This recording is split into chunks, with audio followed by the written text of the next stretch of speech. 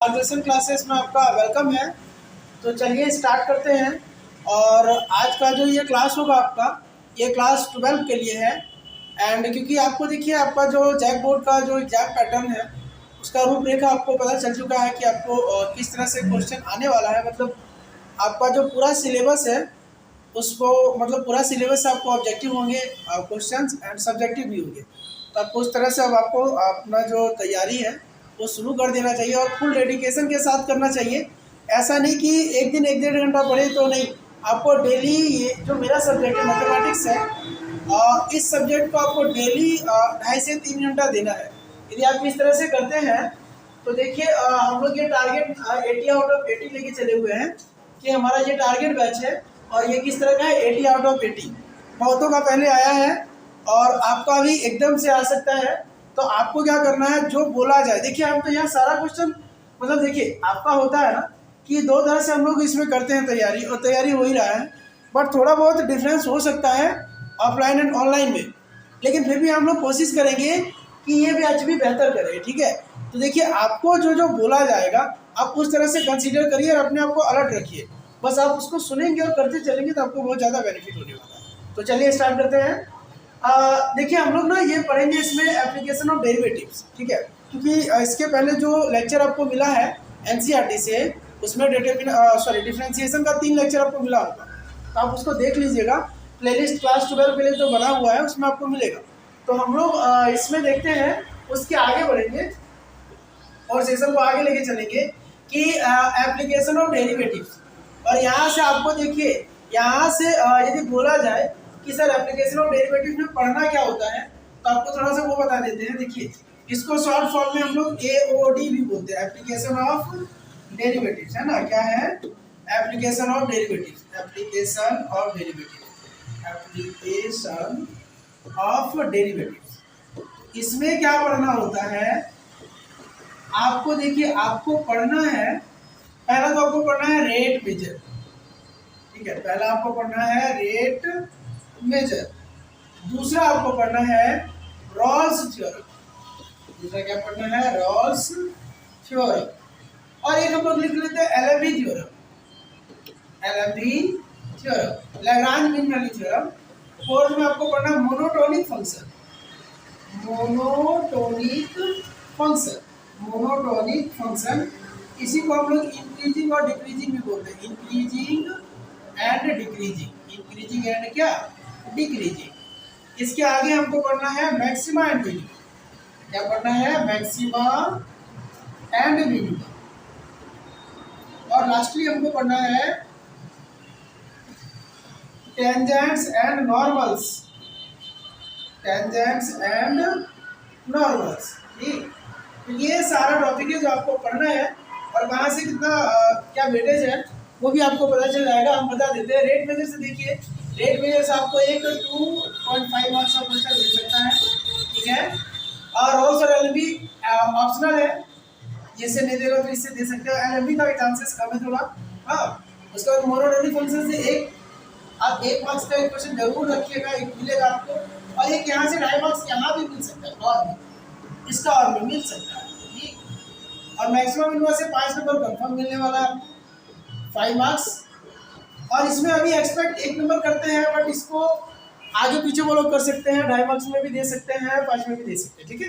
तो लेकिन जो श्योरिटी होता है, तो श्योरिटी हम लोग इसमें बोल सकते हैं, एक मैक्सिमम मिनिमम में, एक रेट मेजर, ठीक है।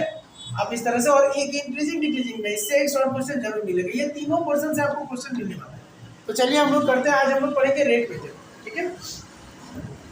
तो रेट मेजर जानने से पहले आपको थोड़ा बहुत आना चाहिए कि जैसे हम लोग जो डायग्राम पढ़ते हैं, या जो फिगर्स होते हैं, सॉलिड फिगर और प्लेन फिगर, दोनों का आपको फार्मूला आना चाहिए। जैसे कि रेक्टेंगल है, स्क्वायर है, तो रेक्टेंगल का एरिया क्या, पेरीमीटर क्या, स्क्वायर का एरिया क्या, पेरीमीटर क्या, इक्विलैटरल ट्रायंगल है तो एरिया क्या, पेरीमीटर क्या, सर्कल का क्या, सेमी सर्कल का क्या, ठीक ना। 3D में आएंगे तो इधर क्यूब का क्या होगा, क्यूबॉइड का क्या होगा, क्यूब का वॉल्यूम क्या, टोटल सरफेस एरिया क्या, है ना। और क्यूबॉइड का भी क्या होगा, सिलेंडर का क्या होगा, हेमीस्फीयर का क्या, स्फीयर का क्या, कोन का क्या। तो ये आप सब 10 में पढ़ चुके होंगे, उसको एक बार रिकॉल कर लीजिएगा, क्योंकि वो सब का volume, surface area, total surface area, lateral surface area, वो सब का जरूरत पड़ जाएगा। तो चलिए अब हम लोग क्वेश्चन स्टार्ट करते हैं। वो सब मैं डिस्कस नहीं करूँगा, वो सब आपको ऑफलाइन क्लास में बताया जा चुका है। और यदि किसी को उसमें फिर भी डाउट है तो आप हमको कमेंट कीजिए, हम उस पर कुछ करेंगे, ठीक है। देखिए पहला क्वेश्चन है एनसीईआरटी का, इसमें पूछा जा रहा है ना, इसमें पूछा कि find the rate of change of area of a circle. तो देखिए क्वेश्चन जब पढ़िए तो आप इस तरह से पढ़ेंगे, find the rate of change of area of a circle. क्या सर्कल का एरिया का रेट ऑफ चेंज बताना है with respect to its radius. किसके रिस्पेक्ट में? रेडियस के रिस्पेक्ट में। ये बहुत इजी क्वेश्चन और ये भी पूछा जा चुका है। तो हम लिखेंगे कि देखिए एरिया ऑफ सर्कल मतलब area of circle, area of circle A बराबर होता क्या है? पाई आर स्क्वायर। हाँ, तो फिर बोल रहा है किसके रिस्पेक्ट में? देखिए इसका चेंज निकालना है। देखिए रेट मेजर का यही तो मतलब ही है ना, डिफरेंशिएशन। हम जैसे बोलते हैं डी ए बाई यदि डी टी बोले, इसका क्या मतलब हुआ? Rate of change of A with respect to T, rate of change of A with respect to T. ऐसे भी बोलते हैं ना इसको कि differentiation of A with respect to T. इसका मतलब कि rate of change of A with respect to T. तो आपको बोला जा रहा है rate of change of area with respect to are, मतलब हमको निकालना है डी ए बाई क्या? डी आर बोला हुआ रेडियस के रिस्पेक्ट। तो इधर भी करिए पाई कांस्टेंट आर स्क्वायर का 2r होगा। तो बोला गया है ना कि कब निकालना है, दो क्वेश्चन आपको डालना है। एक निकालना है, पहला के लिए लिखेंगे, पहला के लिए लिखेंगे कि D A by D R है ना, D A by D R कब? जब आर इक्वल टू 3 सेंटीमीटर। तो ये आपका क्या हो जाएगा? ये देखिएगा यहाँ से पहले हम देख लेंगे 2 पाई आर है, तो ये क्या हो जाएगा? 2 पाई इंटू आर का 3 सेंटीमीटर, 6 पाई सेंटीमीटर, 6 पाई सेंटीमीटर। बोलिएगा सर एरिया तो स्क्वायर में, जी हाँ स्क्वायर में ही हो रहा है, सेंटीमीटर स्क्वायर बाय सेंटीमीटर। तो फाइनली आंसर हम ऐसे भी तो बोल सकते हैं 6 पाई सेंटीमीटर। दूसरा वाला यदि आपसे पूछा जाए कि सर सेकंड वाला आंसर क्या होगा, तो सेकंड वाला क्या होगा? D A by D R निकालना ही है। डी ए बाई क्या? डी आर निकालना है। तो ये क्या होगा? किस जगह पे? आर का वैल्यू जब 4 सेंटीमीटर का तो रख देते हैं इसी में। क्या हो जाएगा? ये 8 पाई सेंटीमीटर। हाँ ऐसे। तो ये दोनों मेरा हो गया। किस तरह से? इसमें बोला गया था कि किसके रिस्पेक्ट में? रेडियस के रिस्पेक्ट में हमको चेंज निकालना है। इतना क्लियर है? इसमें कोई डाउट है? एक से बोलिएगा, यदि कोई डाउट है तो आप बोल सकते हैं, ठीक ना। आगे चलते आगे पेज में ये आपको सेकंड नंबर क्वेश्चन मिलेगा। देखिएगा ये क्वेश्चन बोला गया है कि the volume of a cube. अब जरा हम लोग ध्यान से पढ़ेंगे क्वेश्चन को एक दो बार पढ़ेंगे समझ में आ जाएगा। और एक क्वेश्चन कंफर्म है। देखिए the volume of a cube, किस फिगर का बात हो रहा है? क्यूब का। और उसका क्या? वॉल्यूम का। Is increasing at the rate of इतना। अच्छा ये इंक्रीज हो रहा है, मतलब उसका चेंज दिया। तो how fast is the surface area increasing. Surface area पूछा जा रहा है किसका? वॉल्यूम का। किस रेट से इंक्रीज करेगा? एक बात ध्यान रखिएगा, जब आपको कुछ वैसा दे दे जिसमें आपको सेकंड दिखने लगे, जैसे यहाँ दिख रहा है सेंटीमीटर क्यूब पर सेकंड, तो आपको थोड़ा बहुत लेट कर लेना है कि हम लोग लिखेंगे let at any instant time T. Let at any instant, है ना, इंस्टेंट टाइम टी। हाँ capital B with volume, capital B with volume. और सरफेस एरिया का भी बात हो रहा है, capital B with volume and इस capital S with surface area, with surface area, with surface area of किसका? फिगर कौन सा है? क्यूब का। क्यूब इतना लिख लिया। अब गिवन क्या है? हमको वॉल्यूम का चेंज दिया हुआ है डीवी बाई डी टी दिया 8 सेंटीमीटर क्यूब पर सेकेंड। अच्छा ये दे रखा है। पूछा क्या है? पूछा है D S by D T क्या होगा? D S by D T का क्या होगा? और वो भी कब पूछा? जब एक एज जो है ना। अच्छा एक और चीज नहीं माने ना, यहाँ पे हमको लेट कर लेना थोड़ा सा। B volume S surface area and यहाँ लिख लीजिए एंड ऐसे लिख दीजिएगा small A with the edge, small A with the edge, उसका एज है, ठीक है। तो D S by D T पूछा है जब ए का वैल्यू 12 सेंटीमीटर हो तो ये क्या होगा? डी एस बाई डी मतलब सरफेस एरिया का चेंज क्या होगा?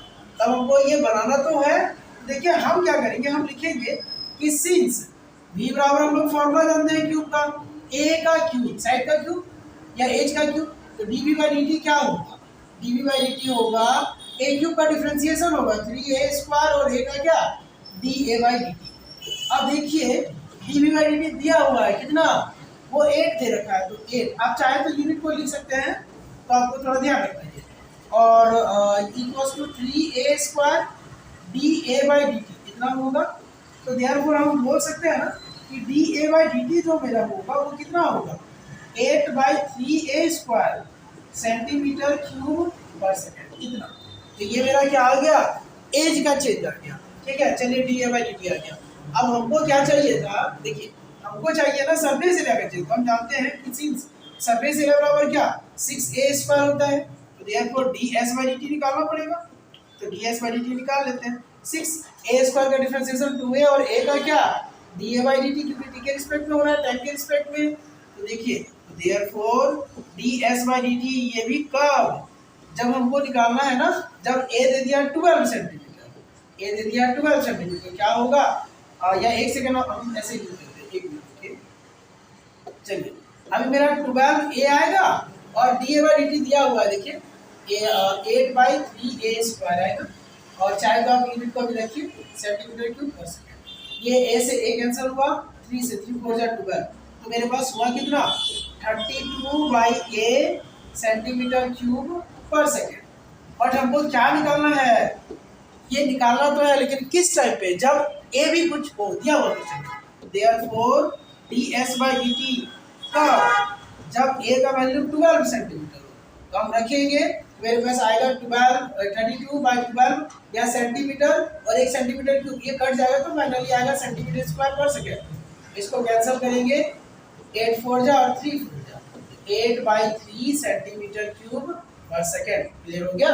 तो ये हम लोग को क्या फाइंड करना था, हम लोग को सरफेस एरिया का चेंज निकालना था, और वो हम लोग निकाल दिए। ठीक है, तो ये आपको ऐसे पीडीएफ आपको मिल जाएगा, आप टेंशन न लीजिए, आप डिस्क्रिप्शन में देखिएगा, और आप जैसे ही हमको पिन करेंगे ना उसको, तो हमको नोटिफिकेशन आएगा, फिर आप शेयर करेंगे। ठीक, आगे चलिए।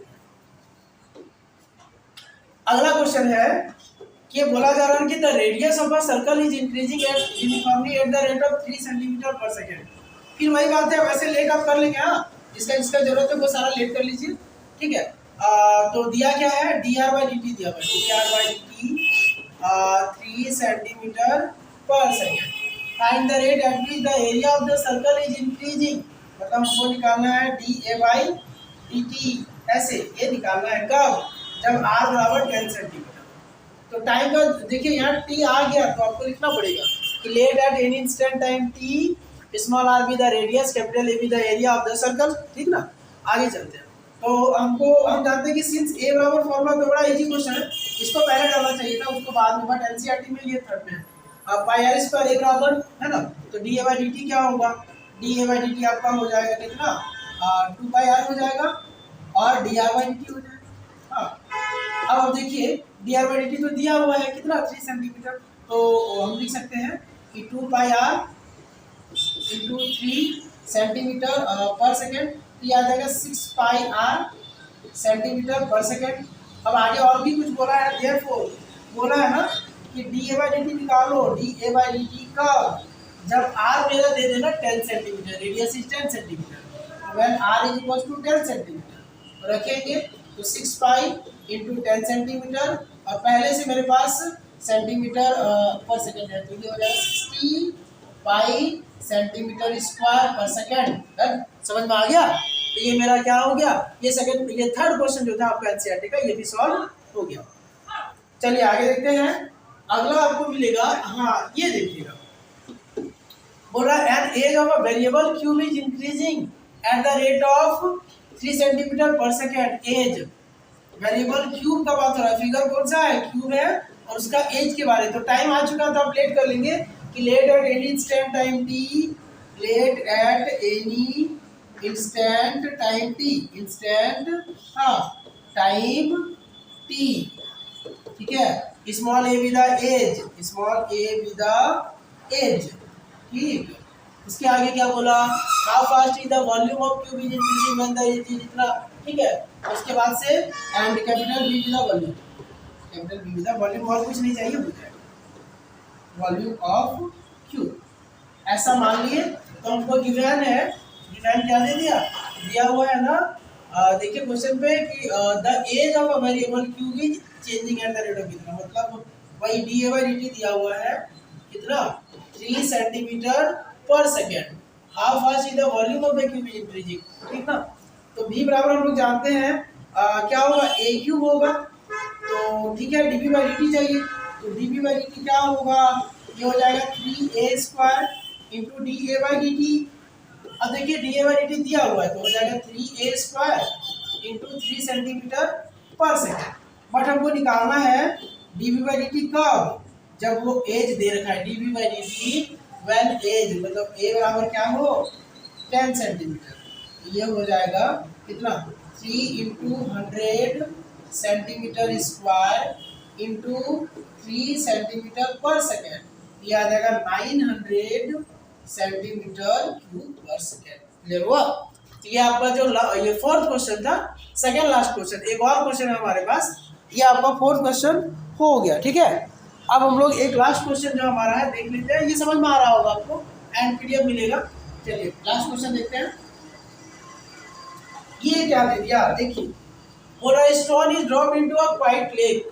देखिए बचपन में आप लोग भी ये किए होंगे, पत्थर फेंके होंगे पानी में, तो जब शांत पानी में, यहाँ तो खैर लेक का बात हो रहा है, ठीक है, झील का भी शांत पानी उसमें, ऐसा मान लीजिए ऐसा मान लीजिए, ठीक है पानी है झील का ऐसे शांत है। अब इसमें कोई पत्थर ऐसे फेंक देते हैं, तो जब पत्थर फेंके तो ऐसे ऐसे वेव बनने लगता है, धीरे धीरे धीरे धीरे ऐसे बढ़ता है और लास्ट में हम लोग को लगता है कि खत्म हो गया, ऐसे उठ जाता है। तो अब आपको जरा बताना यही हो रहा है कि बोला है क्वेश्चन में, देखिएगा कि stone is dropped into a quite lake and waves move in circle at the speed of कितना सेंटीमीटर पर सेकंड। मतलब वेव मूव कर रहा है सर्कल में, देखिए सर्कल बढ़ते जा रहा है ऐसे करके। तो ये हुआ, एक ये हुआ, एक ये हुआ, एक ये हुआ, हाँ ठीक है।